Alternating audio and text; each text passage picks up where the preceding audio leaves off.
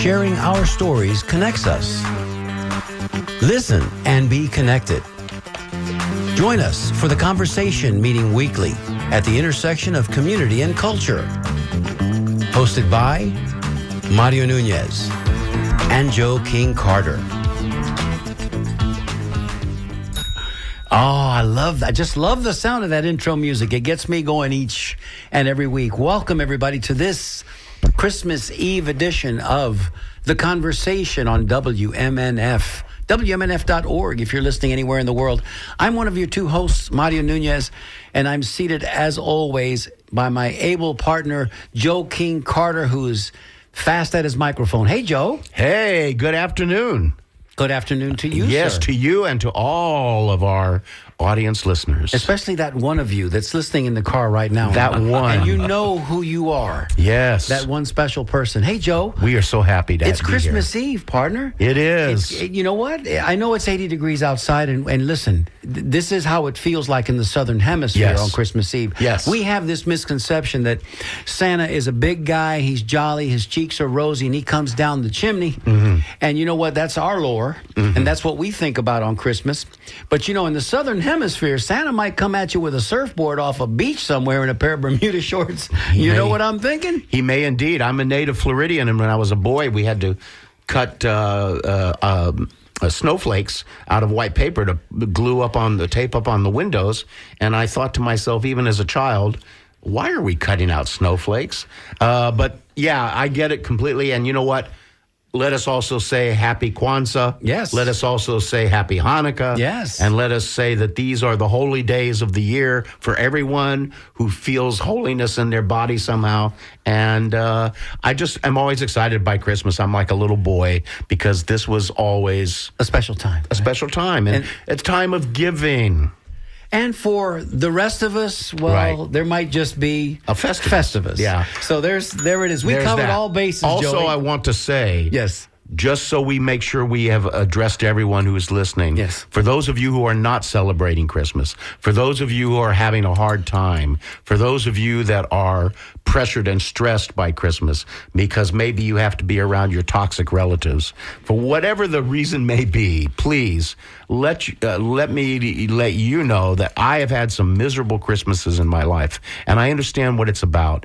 And it's a hard time of the year for many people. So for those of you who are out there doing your thing and spreading the cheer, think of other people too, and think of what they're going through, and give a little. It's the season of giving. And if you don't have money for a gift, I've got a suggestion. Go, Joey, go. The suggestion is that hugs are free. Oh, And science has discerned that if you hug someone for more than 25 seconds, blood pressure? because most people go in for a hug and then pop out. Right. If you hold it for 25 seconds, it creates serotonin and oxytocin in your body. It minimizes the bad chemicals, and it's actually really healthy for you. And a hug is free, and you can give that gift to everybody this Christmas. Joey, and I'll just say, and I'm a big hugger, and I know you are, Joey, and Yeah. whenever we greet each other, we do it. That's it. And we don't just go with that bro hug. We go both arms, baby. Yeah. We come in for the real thing. But I just want to suggest also, in the spirit of giving, that you might want to check if you can go in for that hug, because, you know, in these times of litigation, man, you give a hug where it's not welcome, you Well, might end yeah. up on the wrong side of that argument. Yeah. Okay. We should print a shirt that says hug free. Hug zone. Hug zone accepted Yeah, here. there you go. There you go. Okay. There's your PSA for today. There you go. So if you have somebody that you care about and there's kindness and there's love there, go in and get you a Give 'em hug, a big man. old hug. And listen, it's important that you do. Bless your heart. Get in there, go cheek to cheek. Get in there, go cheek to cheek. Yeah. And when you're in there, remember, Joey, deep breath in through the nose.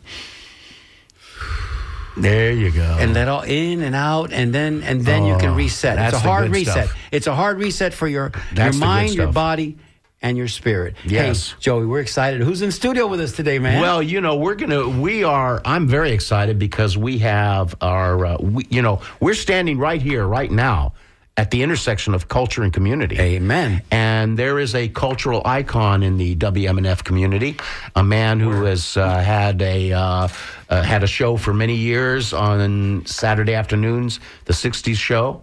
And I don't know that other people know this, that Dr. Bob Dr. Bob Lochte was professor and department chair of journalism and mass comm at Murray State University in Kentucky for many years. And he has the credentials to say I'm a cultural expert. And also, he produced the award-winning Christmas in the 50s, a 2-hour radio show that was award-winning. And he also produced the Eisenhower show for many years, the Eisenhower Hour. So he is our cultural expert today. Welcome, Dr. Bob. Thank you, sir. Thank you. Glad to be here. Thanks, Bob. Thanks for coming in on Christmas Eve. I know it's a big ask. We are so happy to have you here. Now, before we go any deeper, yes, I have one last thing before I really turn it over to Dr. Bob. Yes. I'm going to ask each of us to answer this question. Okay. What is your favorite, I think everybody has one, what is your favorite holiday movie? Go. Oh, man. You can only pick one. Serious? Well, okay, all right. Okay. I'll give you a one and a runner-up if you want. So because I had the experience last night. Yes. Just last night. Yes. As I was doing a bit of channel surfing just before the midnight hour. It was about 10 minutes to midnight. I happened upon the last closing scene of It's a Wonderful Life. Yes. Okay? And so, again, it's what's in front of you. It happened to be the scene where Zuzu's pedals. Yes. And he discovers that, his mouth is bleeding again. Mm-hmm. And, of course, he runs to the house, and people showed up. And I found myself, Joey, weeping. It happens. That's the scene. It's the same as with when the scarecrow and the balloon takes off. Or just before that, and she turns to the scarecrow and she says, "But I think I'm going to miss you most of all." It's like, okay, here come the waterworks. Sure. So last night it was "It's a Wonderful Life." Jimmy Stewart. Yes.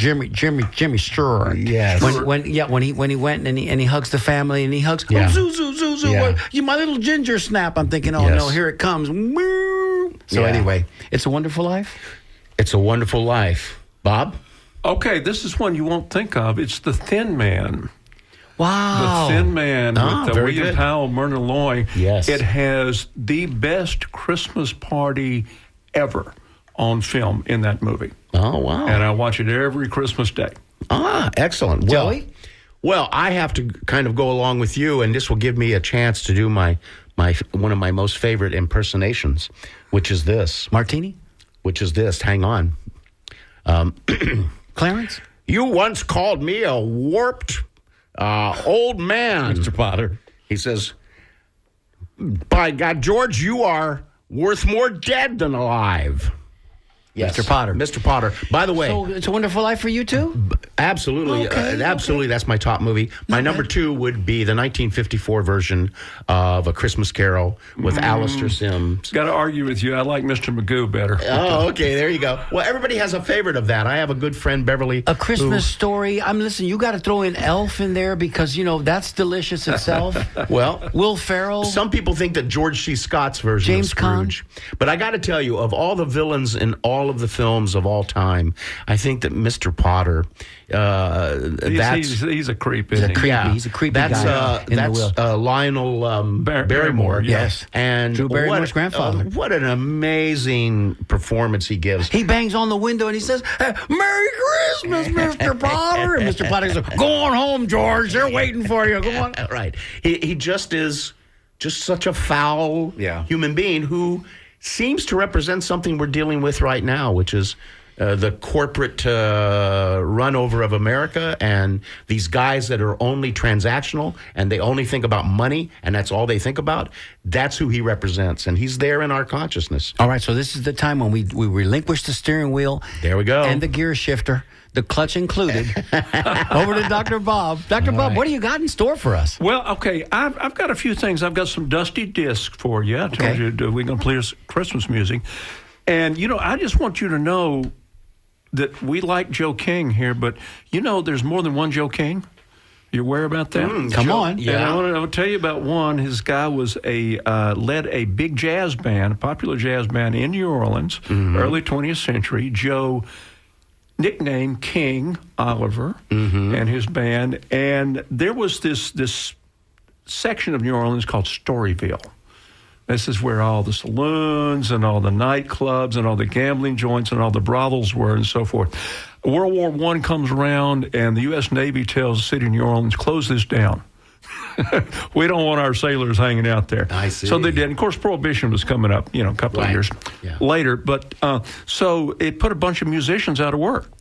Mm-hmm. And what they did was they got on the Illinois Central Railroad and they went north. Some of them ended up in Memphis. Some of them East St. Louis. Chicago became the Jazz Central. So Joe King Oliver took his jazz band, all African Americans, by the way, up to Chicago, and he brought with him. Joe played cornet and trumpet. He brought a young cornet player that he had picked up in New Orleans. He knew this guy was better, and he needed him in his band. This was a guy. He was a black orphan child. He was adopted by a Jewish family and raised by a Jewish family, and he was incredibly talented. You know who I'm talking about, Louis Armstrong. Of course, yes, absolutely. So let's start with a Christmas song by Louis Armstrong. Is that you, Santa Claus?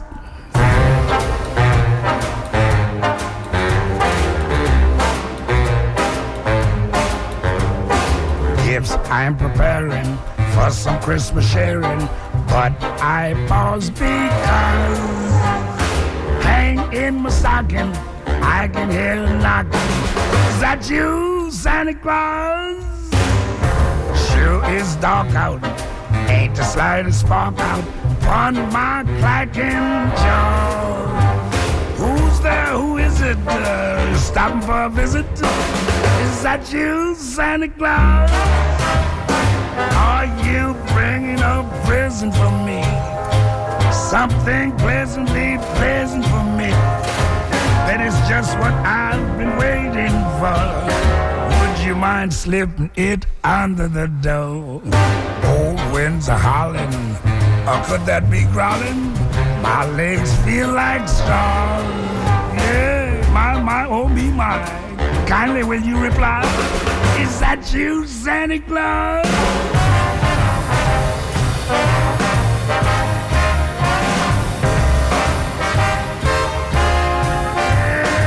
Yes, hanging the stocking, I can hear a knocking. Is that you, Santa Claus?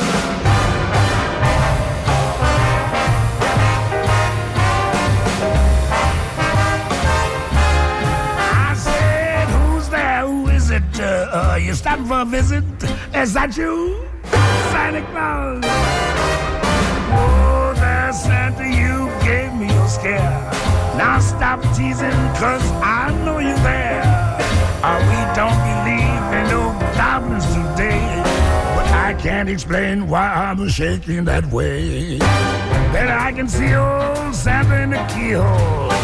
I'll get to the cause. One peek and I'll try there. Oh, there's an eye there. Is that you, Santa Claus?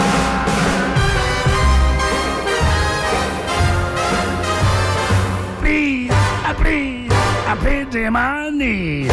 Say that's you, Santa Claus.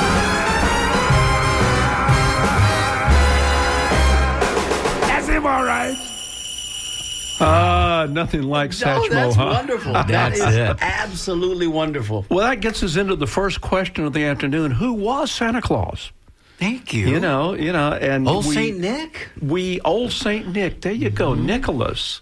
Nicholas was a Greek child. This is talking about late 3rd, early 4th century. So he was an orphan son of some wealthy Greek Christian parents who lived in what's now Turkey. And he ended up devoting his life to the church.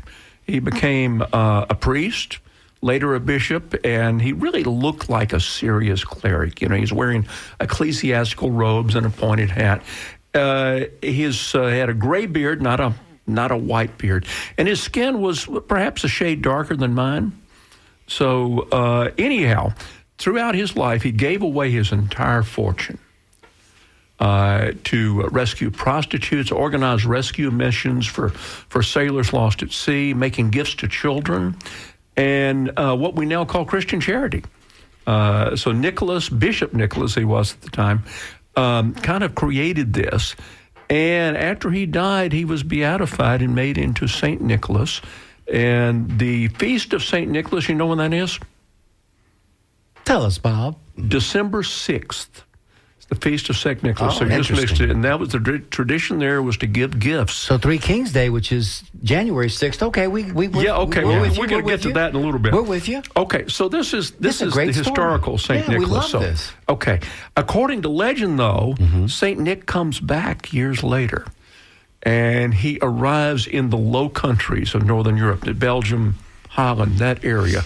He comes in from Spain on a ship loaded with gifts, and he has a black Muslim sidekick named Black Pete. And in Netherlands today, they still celebrate Black Pete. with Black Pete, yes. And the Dutch called him Sinterklaas. Sinterklaas was the Dutch name, which in German was Santa Claus. So somehow, and again, the costume is not exactly right, and the face and the jolly old elf is not exactly right. But so there's Santa Claus, Northern Europe, and those people come over here and bring their tradition You with can them. see So- the evolution. You can definitely see. yeah, Santa and Claus. I want to come back to that. I want to come back to Santa Claus Please. a little bit. But right now, I want to play one of the best-selling Christmas records from the year 1950. And the tune was called Boogie Woogie Santa Claus. And almost no one has heard it. It was an R&B hit for Lionel Hampton and his big dance band that Patti Page covered. In a session in early November, Mercury Records said, well, Patti could do this. We get a Christmas record on the market and so forth. Well, every single record, A-side has a B-side. Yes. And, of course, these were all for dance. People would, dance to the music. And so you'd have an up-tempo on one side and then a slow dance on the other side because the music business was the jukebox business.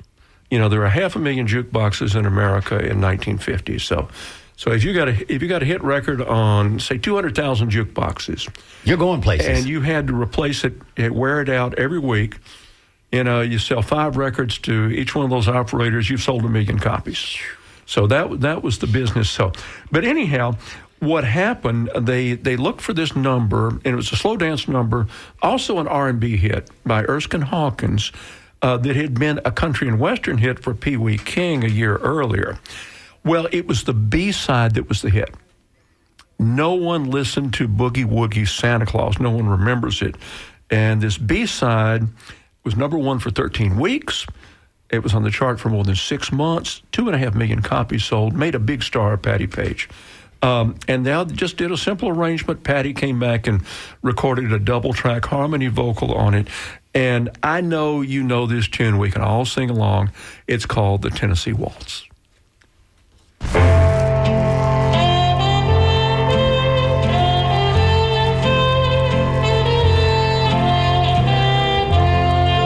I was dancing with my darling to the Tennessee waltz when an old friend I happened to see. I introduced her to my loved one, and while they were dancing, my friend stole my sweetheart from me. I remember the night and the Tennessee waltz. Now I know just how much I have lost. Yes, I lost my little darling the night they were playing the beautiful Tennessee waltz.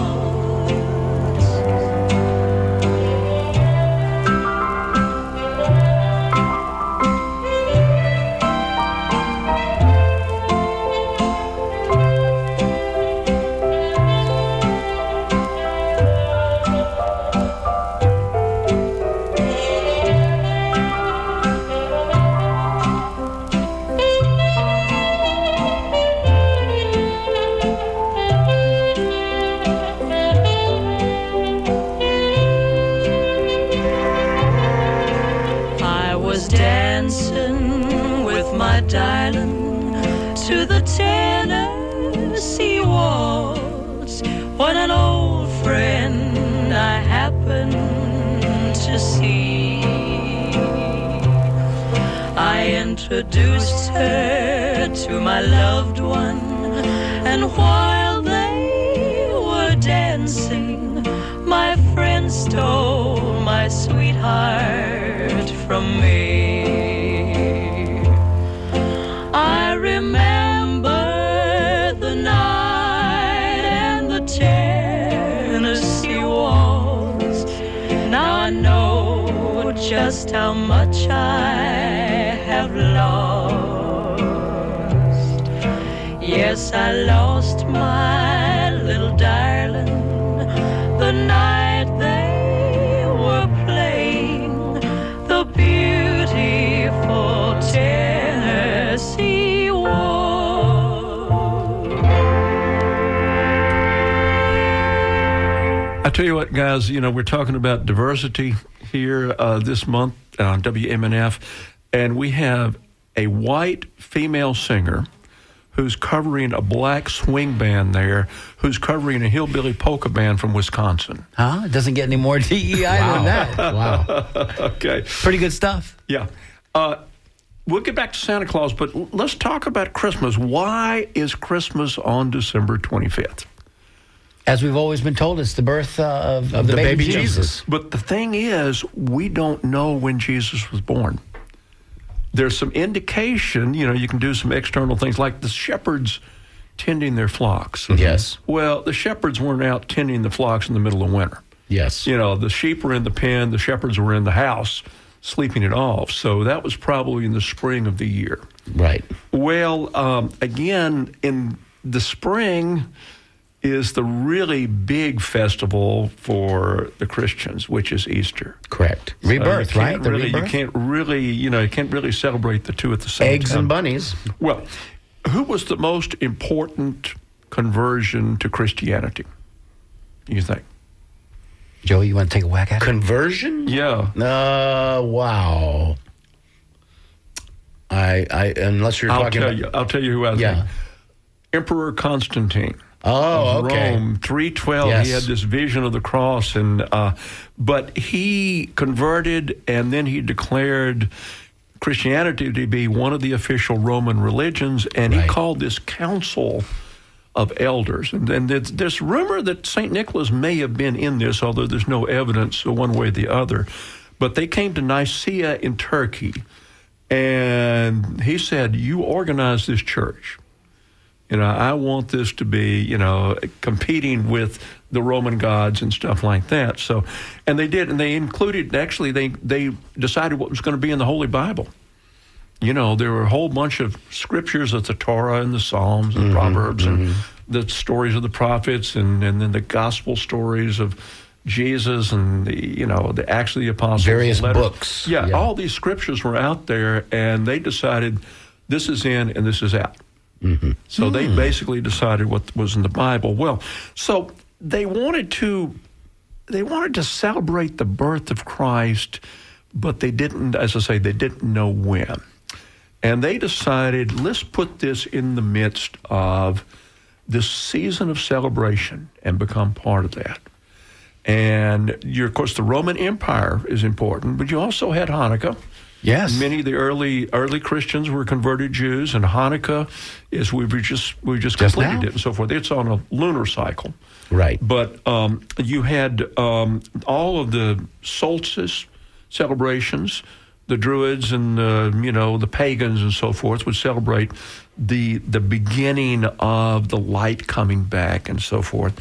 And the Romans, one of their big festivals of the year was Saturnalia, which went on for an entire week, 17th through the 23rd of December on the Roman calendar.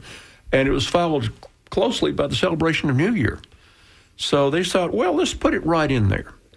And This would be the celebration of Saturn, the god Saturn? Yes. December 17th through 23rd. So they said, wait a couple of days. And there's actually a minor Roman feast on the 25th. But so they stuck it there. And then they began to assimilate all these symbols of these other celebrations. So the greenery, the mistletoe, the lights from Hanukkah, and they also decided maybe we should expand this a little bit. So we have a whole celebration. So here comes Advent. So we're gonna think about the birth of Christ and predict it and get ready for that. And we'll start maybe the Sunday before this Christmas day, or maybe 2 Sundays. We back it up 4 Sundays. By golly, we can roll in the feast of St. Nicholas, and we can start giving gifts. Those wily Romans. Yeah, and then they decided, They knew how to party. well, we stretch it the other way, too, because, Right. the 3 kings didn't show up for 12 days. That's right. And so we're going January to go 6th. to 12th night or Epiphany or whatever. So now all of a sudden we've got, all the way the month of December into January is the Christmas season. So that's kind of how it happens. So we don't really know when Jesus was born, but the early fathers of the church said, we're going to celebrate the fact that Jesus was born. We're not going to worry about an exact date. We're going to celebrate that. So, Right. And they added, music. Musical traditions, special music for Christmas, and eventually they started writing these songs in languages that people understood other than Latin, and they have Christmas carols and so forth. So all this kind of comes together. So Way before Johnny Mathis and Andy Williams. I'm just throwing it out there. and Perry Como. Thank you. In his red sweater. Oh, Yes. Yeah, on RCA Color TV. And Gene Yes, Autry and Rudolph the Red-Nosed Reindeer. You need to do an ID. Let's go ahead and roll through that ID if we've got it ready. Guys, we'll come back on the other side and finish this fascinating conversation. You're getting a history lesson today. Hi, I'm Keith Sedita And I'm Jill Sedita, and you're listening to The Conversation with Mario Nunez and Joe King Carter on WMNF 88.5 FM in Tampa. That just goes to show you this conversation host was so enthralled by the conversation that we ran right over. But because Dr. Bob is looking at me and the clock is over my shoulder, he aptly said, "Hey, do you want to do a station ID right about now?" Bob's acting as administrator. If you're just and a wonderful one at that. If you're just joining us on WMNF 88.5, you're listening to The Conversation with Mario Nunez, Joe King Carter, and today Dr. Bob Lotke is in studio with us, I should say. He always lives here anyway. And he's giving us a wonderful history lesson through music and words. Well, I tell you what, I want to get back to Santa Claus, but something that occurs to me that that's really in the top of our mind these days is the commercial aspect of Christmas, which, I'm not really a big fan of, but again, it's part of it. And all of a sudden now we're celebrating Black Friday. Correct. Which is, an accounting concept for the retail industry, and people are saying, "Oh, Black Friday, got to go buy stuff on Black Friday." So anyhow, we'll talk a little bit about commercial Christmas, and I've got a song. I got a dusty disc about this from the comedian Alan Sherman. On the first day of Christmas, my true love gave to me a Japanese transistor radio. On the second day of Christmas, my true love gave to me Green polka dot pajamas and a Japanese transistor radio. It's a Nakashima. On the third day of Christmas, my true love gave to me A calendar book with the name of my insurance man. green polka dot pajamas and a Japanese transistor radio. It's the Mark IV model. That's the one that's discontinued. On the fourth day of Christmas, my true love gave to me A simulated alligator wallet. a calendar book with the name of my insurance man, green polka dot pajamas and a Japanese transistor radio. And it comes in a leatherette case with holes in it so you could listen right through the case. On the fifth day of Christmas, my true love gave to me A statue of a lady with a clock where her stomach ought to be. a simulated alligator wallet, a calendar book with the name of my insurance man, green polka dot pajamas and a Japanese transistor radio. And it has a wire with a thing on one end that you could stick in your ear and a thing on the other end that you can't stick anywhere because it's bent. On the sixth day of Christmas, my true love gave to me A hammered aluminum nutcracker and all that other stuff. and a Japanese transistor radio. On the seventh day of Christmas, my true love gave to me A pink satin pillow that says San Diego with fringe all around it and all that other stuff. and a Japanese transistor radio. On the eighth day of Christmas, my true love gave to me An indoor plastic bird bath all that other stuff. And a Japanese transistor radio. On the 9th day of Christmas, my true love gave to me A pair of teakwood shower clocks. and a Japanese transistor radio. On the 10th day of Christmas, my true love gave to me A chromium combination manicure scissors and cigarette lighter. and a Japanese transistor radio. On the 11th day of Christmas, my true love gave to me An automatic vegetable slicer that works when you see it on television, but not when you get it home. and a Japanese transistor radio. On the 12th day of Christmas, although it may seem strange, on the 12th day of Christmas, I'm going to exchange. An automatic vegetable slicer that works when you see it on television, but not when you get it home. Chromium combination manicure scissors and cigarette lighter. Pair of teakwood shower clogs. Indoor plastic bird A bath. pink satin pillow that says San Diego with fringe all around it. Hammered aluminum nutcracker. Statue of a lady with a clock where her stomach ought to be.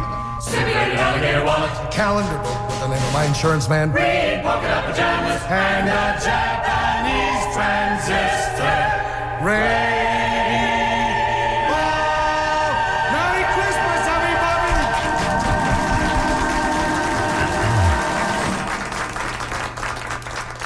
So how much of that is going to be under your tree tomorrow? And to all a good night.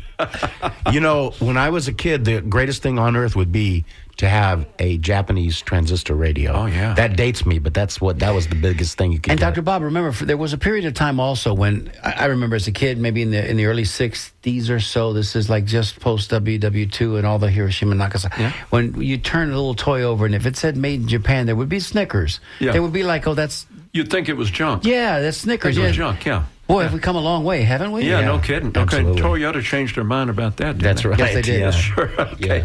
Well, okay. So again, Christmas has become a commercial phenomenon, and this has primarily happened here, in the United States. And I think it's probably media driven. Of course, I would think that obviously, but the media concept of Santa Claus is.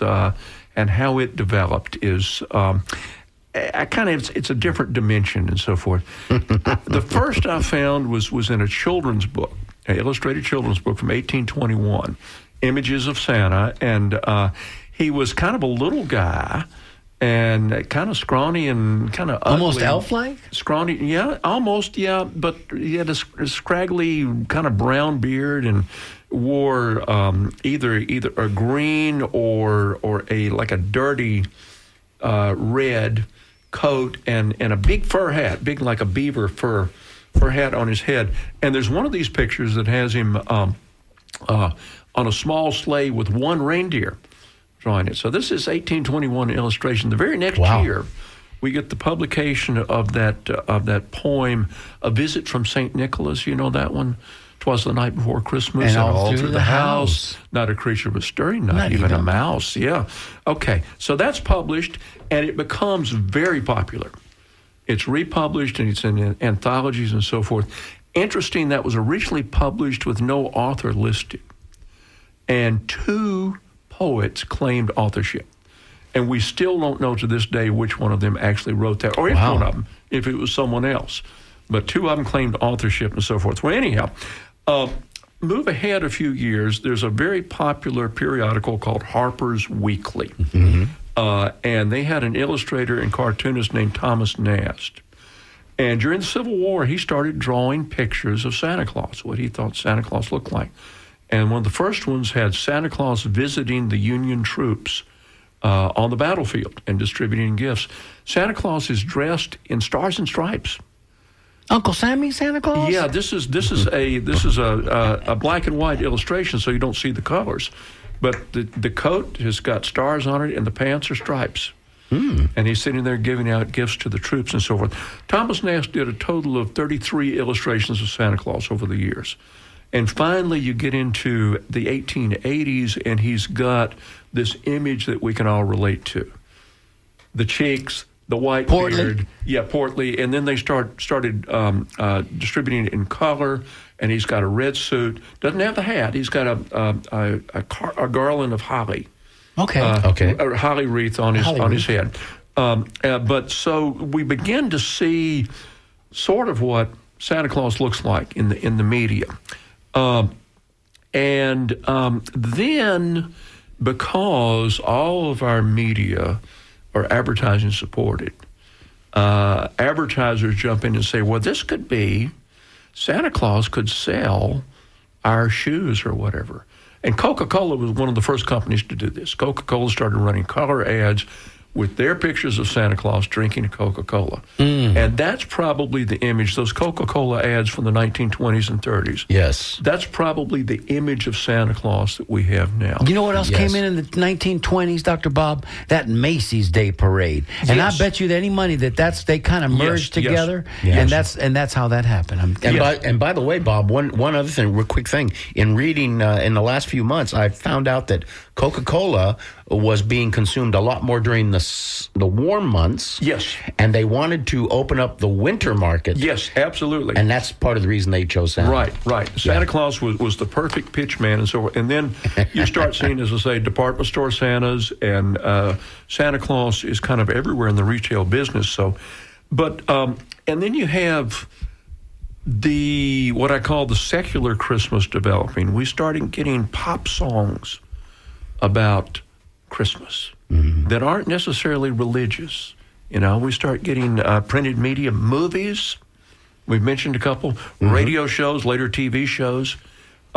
We continue to kind of expand this Christmas commercialization of Christmas. Yeah, commercialization, absolutely. So the advertisers are jumping into what is already been established by the media. That's the way I look at it. And that's the way advertising works. Perfect storm. Yeah.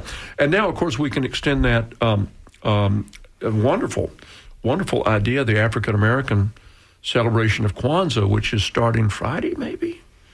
Yes, okay. So now we've got this whole Christmas season that was kind of established by the Advent Epiphany calendar, and now it becomes a wonderful time for gift giving, which is a wonderful thing to do, becomes very commercialized. And those gifts get more expensive, more exotic, probably more useless. And the guilt that gets on people about going and getting those gifts. You buy gifts for people you don't know with money you don't have, and you know what I mean? I got you. Well, anyhow, I thought we would do another one of these pop culture songs, and I think, Joe, you suggested this one to me, so I thought we'd do it. This is a song written by a Jew. Irving Berlin wrote this song, and it was for a Broadway show called Holiday Inn, which became a movie. That's right. Became a movie, and the concept was these people run this country inn, and they have a different floor show every month commemorating a holiday. And the grand finale is December, Christmas Day, and they sing White Christmas. Well, Irving Berlin admitted first off, he was a Jew, and he'd never seen snow on Christmas Day. But he wrote this song. Bing Crosby made it famous. And Bing Crosby had to cut a new master every year for several years because they wore it out. They couldn't press any more records on that one. And they didn't have audio tape yet. That came in later, so he had to just go back and re-record the song every year for 5 or 6 years. So anyhow, but this is not the Bing Crosby version. This is one that I really like, and Joe, you liked it. I appreciate it. It's a doo-wop version by the Drifters, and we've got their bass singer, Bill Pinkney, and then the second chorus, Clyde McPhatter kicks in, and it just goes wild. Gorgeous. So here we go, the Drifters, White Christmas.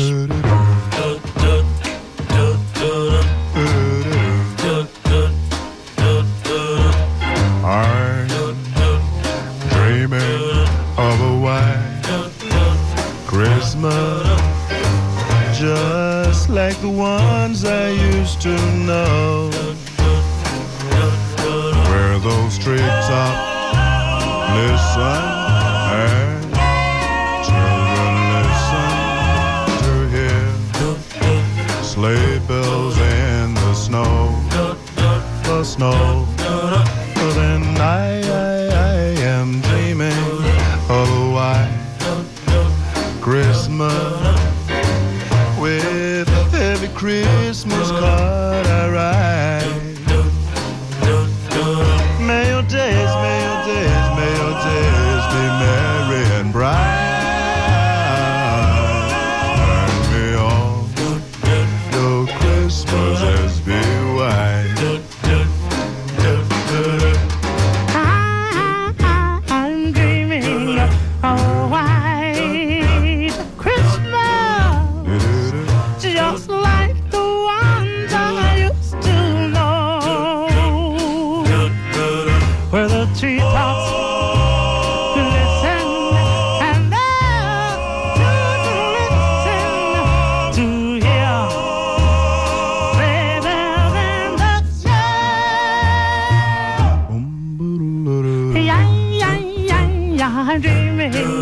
of a white Christmas with every Christmas card I write. May those days, may your days be merry and bright.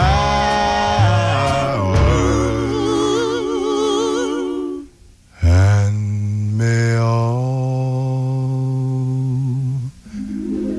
your Christmases be white. Jingle bells, jingle all the way. Ooh.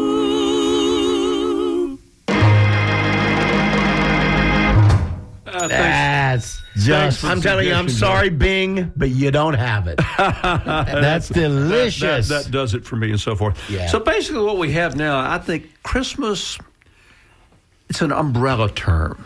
Yes. You know, it describes an event, a whole season, whether it's part of your religious celebration or a secular celebration, or just wanting to get together with friends and neighbors and have a good time. Yes. This begs the question, and two-parter. One's a comment, one's a question. The comment is thus: if it's not today, it's soon, and it will be every Christmas from henceforth.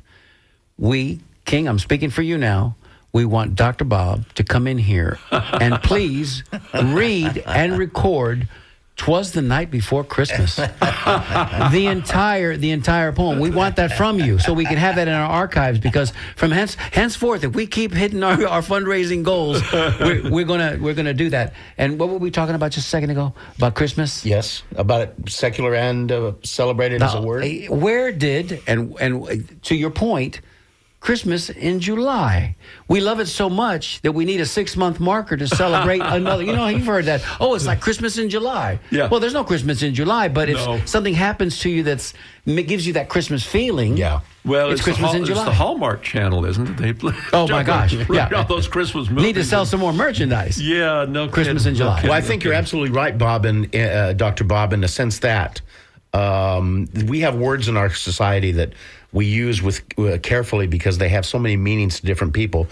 God is an example, Yeah. or love, or loyalty, or these are, and Christmas has become that word. It's not a thing now that's defined in a specific way.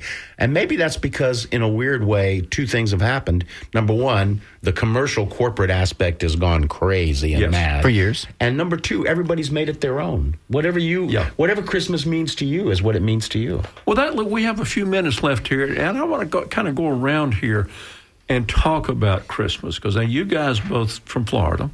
Yes. And I think Jessica over here is from somewhere up north, Wisconsin, maybe. Okay, yeah. And I'm from Tennessee, but I spent every Christmas until I was like 17 years old right down here in Florida, in Fort Lauderdale. Let's talk about those Christmas experiences just a moment. And something that's common to all of us is Christmas dinner. Yes. So tell me something. Yum. Something that you remember about Christmas dinner. It's kind of one little anecdote. So Mario, why don't you start? That we always had Christmas dinner, Christmas Eve, which in our culture we refer to as Noche Buena, which is good night. It was always at my grandmother's house, the matriarch of the family, my mom's mom. It was a real tiny little home, 2-bedroom, 1-bath home. We would all pile in there. Sometimes we'd have to eat in shifts.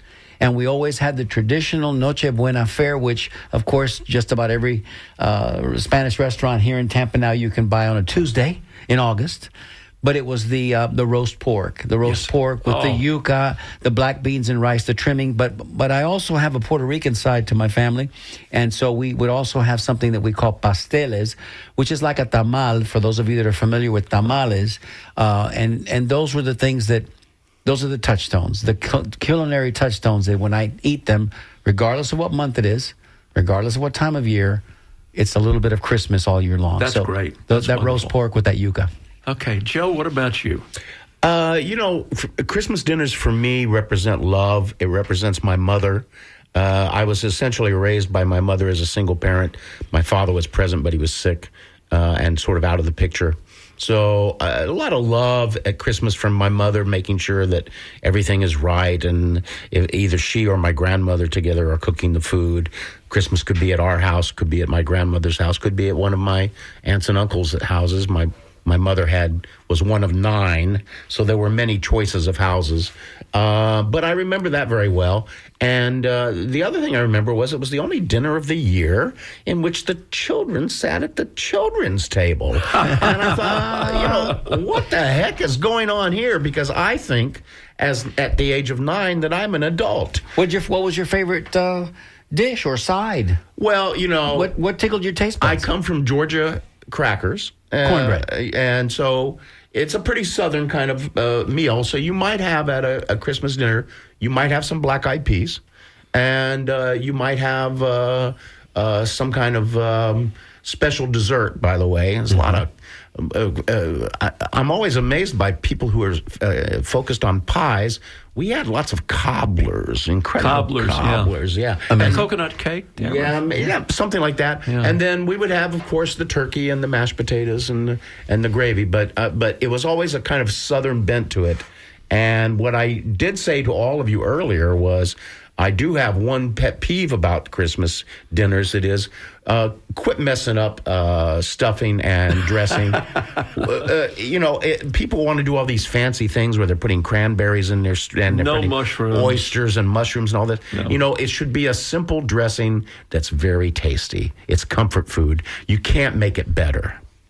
Now, Jessica, you're Jewish, so you didn't really celebrate Christmas, but you probably went out to eat somewhere. Correct. That is normally correct. So Christmas dinner to me means Chinese takeout. Because those were the restaurants that were open on Christmas Day, and along with bowling alleys and movie theaters. Ah. Yeah. Yeah, I told you this earlier. I managed a movie theater for a while, and our biggest single ticket sale day was Christmas Day.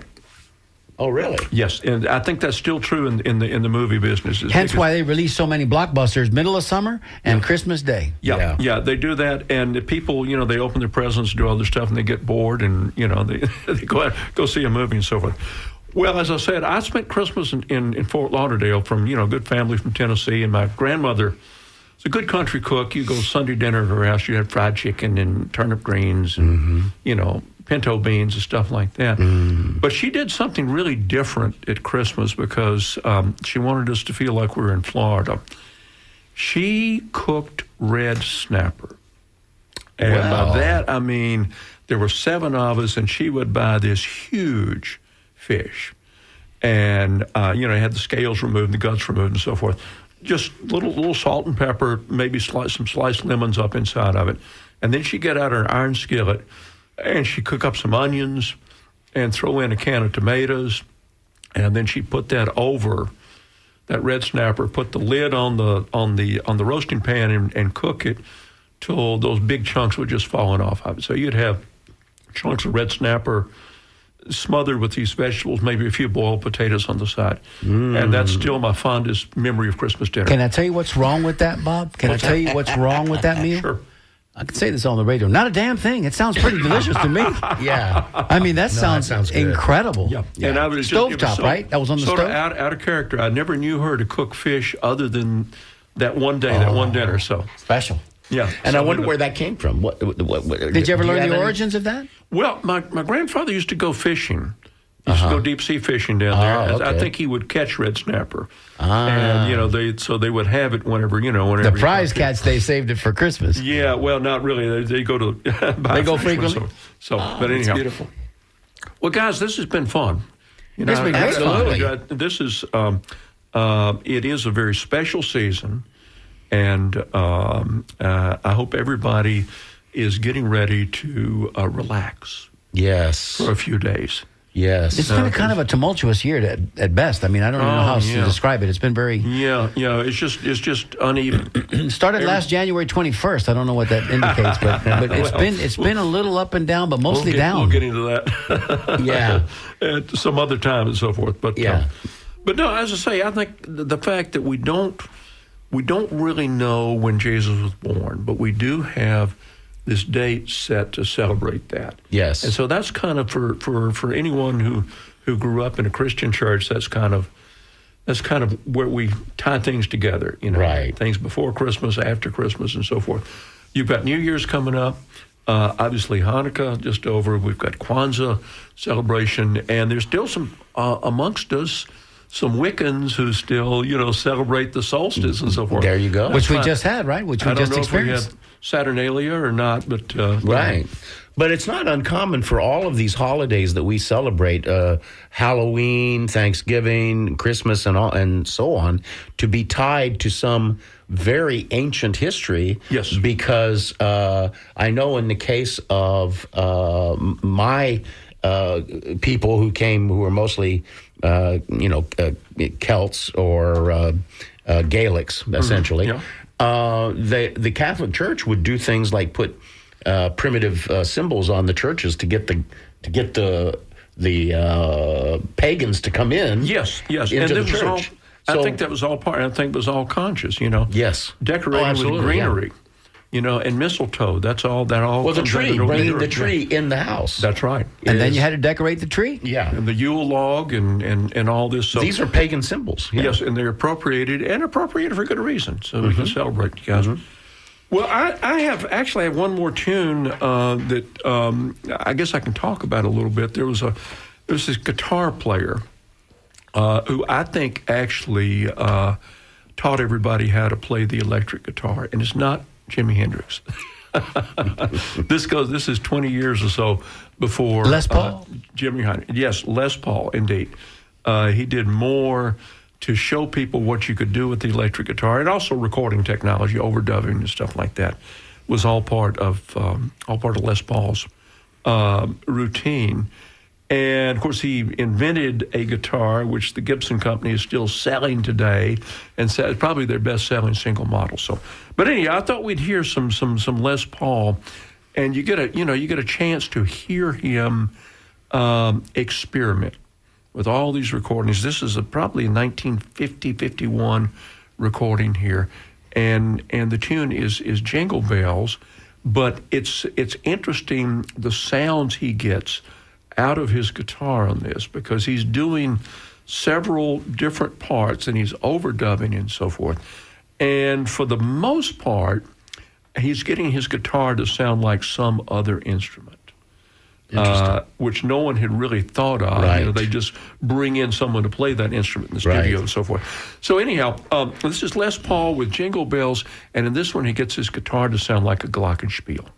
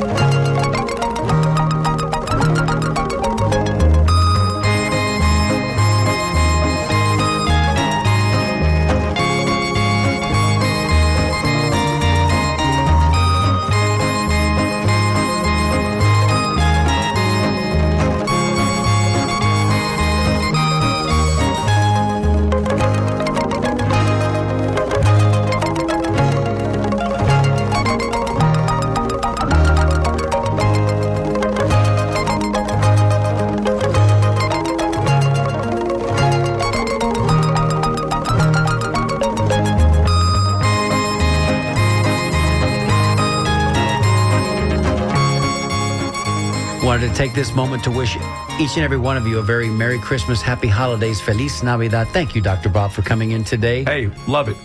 We'll see you guys again next week. This is WMNF 88.5. Merry Christmas. Tampa.